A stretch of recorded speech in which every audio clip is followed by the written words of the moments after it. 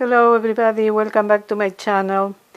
Today I'm again participating in the monthly useful DIY challenge. This month, November 2019, we are supposed to create something using paper and something useful. And the challenge is always hosted by MomDas from MomDas Life Handmade. And this month her co-host is Donna from CreArtive By Nature. What can I tell you about them? They are adorable women. I love them. I love their channels. They are currently working on things for Christmas, and MomDas has just made a wreath and a kind of fake window or another wreath that I really love. Very, very simple, very elegant, very kind of fairy and easy to make and unique. Donna is working also on items for Christmas, and I love a vintage angel she created. Is out of this world, and all of the things she does. So honestly, I'm not kidding when I tell you go and watch and subscribe to their channels, because they are absolutely incredible. And also there is going to be a playlist as usual with the videos of all of us who are participating in this challenge. All the links are going to be included in the description box below, so no excuses. No excuses. You have to watch all of the videos. Otherwise, now honestly, if you can watch all the videos, it's going to be great. Okay, let's get into this. I'm coming to you with 3 DIYs because they are so simple that honestly I thought just one is, I don't know, I think it's worthy to use this time to make more DIYs for you to get inspired, hopefully. The first thing I'm making is this book that pretends to be a Christmas carols music sheets book. So you have to get at Dollar Tree or wherever you want, in the library, or maybe you have at home, a book that has this color in the pages, this kind of yellowish color, antique color. And then the first thing you have to do is to wet the pages with water. You just have to spray, you know, you don't have to wet each page. I'm not going to do this now because I already done it and I would have to wait for it to dry. But the only thing you have to do is to go, you know, wearing just the borders and a little bit of the surface. And when the book is dried, you're going to get this kind of thing that looks like a very old book and a red book, not a new book, never read. Then I printed out from internet these music sheets, and I'm going to glue them to the center page. I look for the middle of the book, the center of the book. I've already glued this one to save time, but I'm going to do the same with this one. So for me it's easier to apply the glue, the regular school glue, to the page. Oops, that's not supposed to happen. Let me see. Okay, okay, no problem. Well, a disaster. Okay, can be solved, no problem. I need a lot of glue, so let's add a little bit more. I don't know what happened.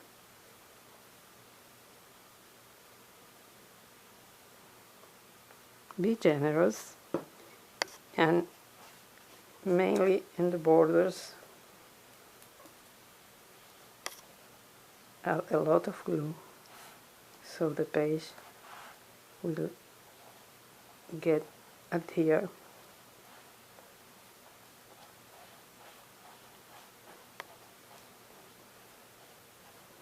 Okay, I have a lot of glue on my hands. Sorry. Okay, I'm taking the other page and I'm going to place it here. I'm in frame, yes. So don't rush, take your time to place the page so it will look like it's an original page in the book.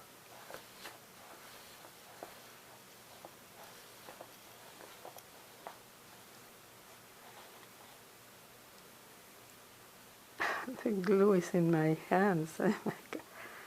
Okay.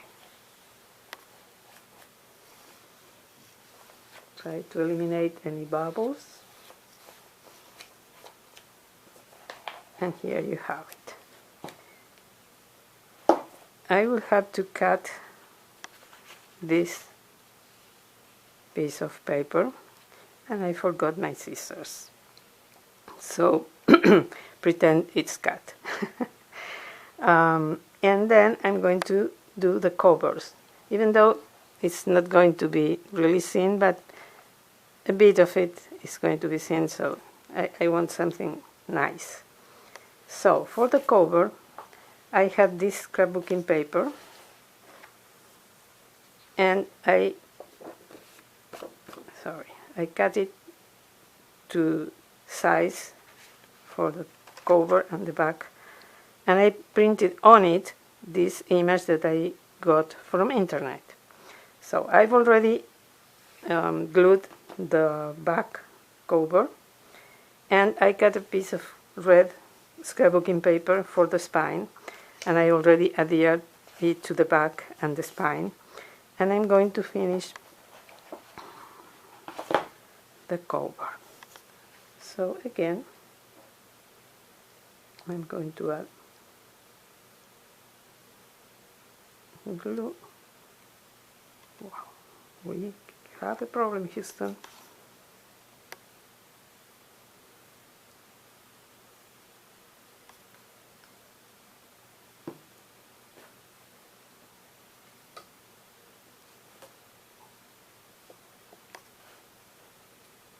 Okay.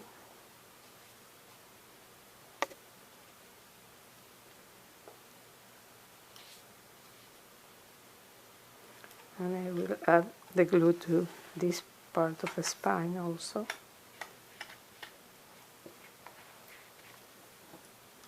A little bit more. Wow. What a mess.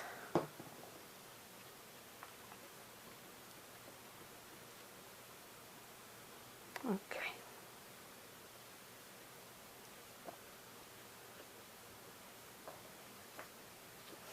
So now I'm going to glue the front cover.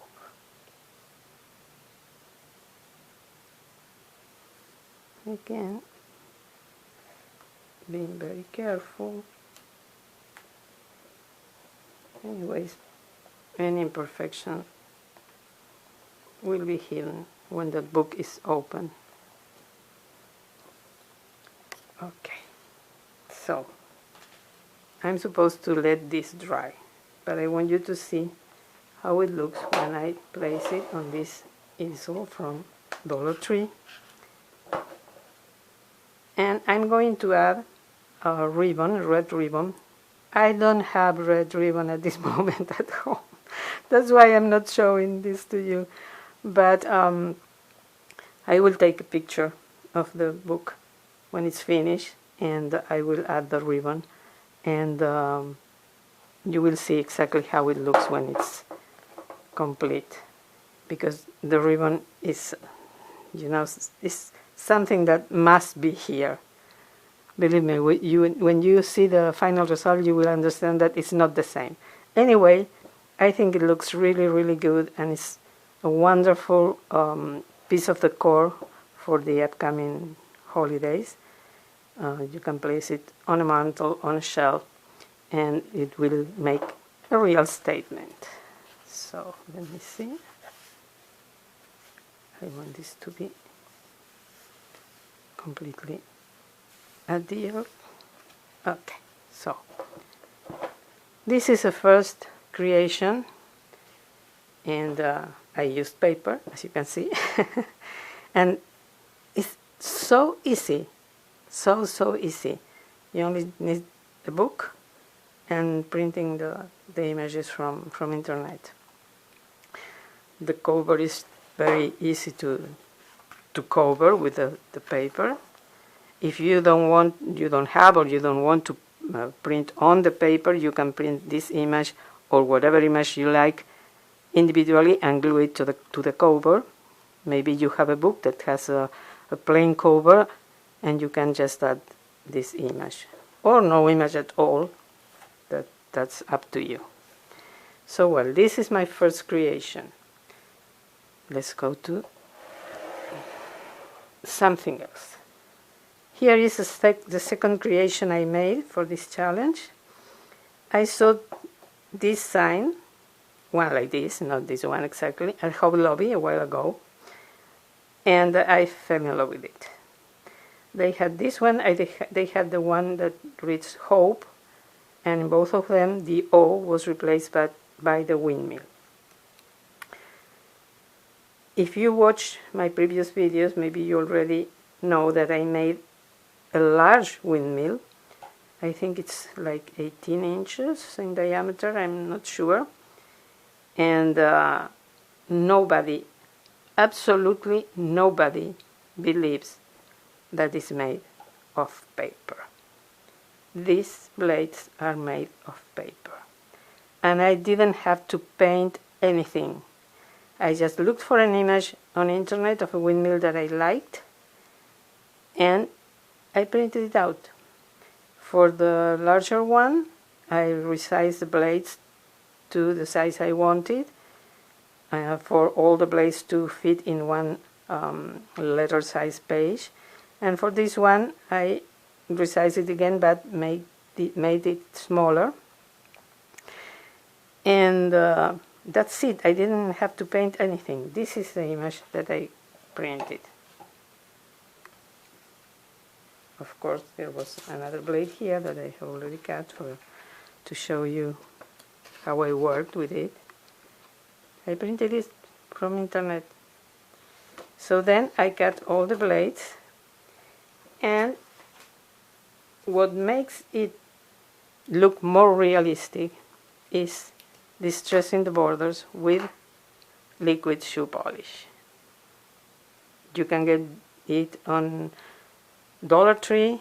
I found this on at Family Dollar. Anywhere you can find this liquid shoe polish, and it's perfect for distressing and giving it a kind of rusted look. So this is what I did, and you can see the difference immediately. So I did this to all the borders, and here is the final result. For the center, I use these pieces that I had. I don't remember when I bought them, many years ago, so it was perfect for this center. I painted it with silver acrylic paint, regular acrylic paint, and then again I used the liquid shoe polish to distress it. For these pieces, I used these sticks.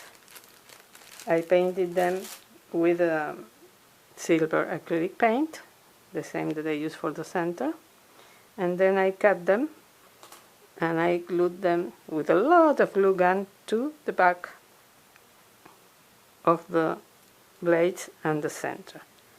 And then for this ring I had this wire that is from Dollar Tree. It comes in different colors, and I just found a container bottle that has the diameter I needed, and as you can see, you can bend it easily. So I place it around the container like so, and I was just molding it, bending it till I got the size I needed and a perfect circle. Not like in this case, I'm doing it quickly, but for you to have an idea. And then I twisted the extremes with the pliers, and then placing it on a table, I just made it flat. I spray painted it in silver, and then I realized it was too bright, so I took eyeshadows in black, and I just, with the fingertip, I just did like some distressing with a black eyeshadow, because it was really too silvery, too bright. I bought these letters at Michael's, and I painted them white. They were that kind of ready to finish ones. And I used 3 pieces of Jenga. These are from Family Dollar, because they are really bigger than the ones at Dollar Tree. So I usually use the ones at Family Dollar. You get like 48 for $5. It's a lot. Really, I love them.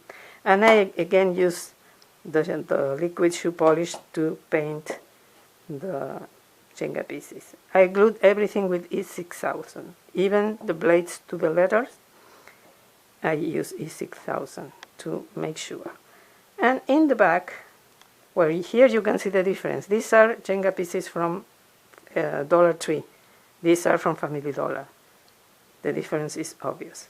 So, to give it more stability, I cut pieces of one Jenga piece, and I adhered them to the letters and the blade, and I glued them to the base for it to be more stable.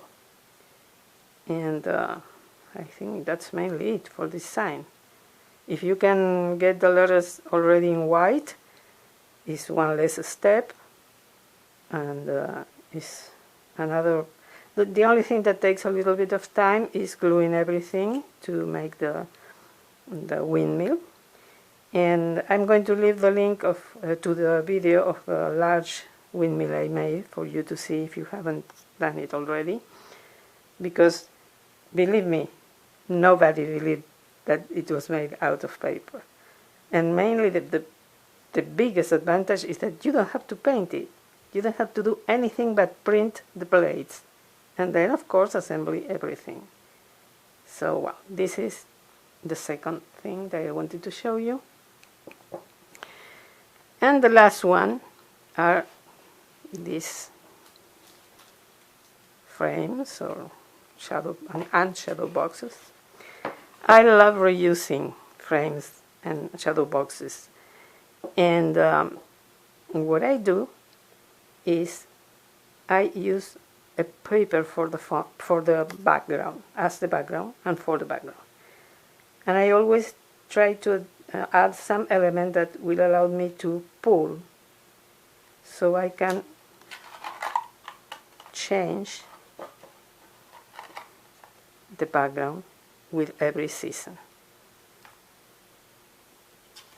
In this case I added this with 2 pins. I'm not going to remove them now because I'm using this right now, but you see, this is the original, and look how they looked for Halloween.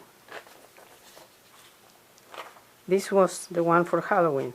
The 3 skulls allowed me to pull from them to remove the Halloween decor and add this one for fall. And I'm working on the one for Christmas. Hope you can see the difference. And the same happens with this frame. This frame is from Hobby Lobby, this is from Dollar Tree. And this is the original frame. This is how it looked for Halloween. It's a paper, this one is a scrapbooking paper, this is a scrapbooking paper. I added, this scrapbooking paper had this haunted house as a background, so it was really easy.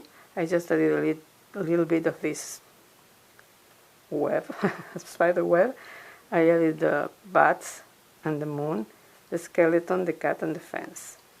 And then the skeleton allowed me to pull from it, to remove it, and I have the frame again to use it for fall.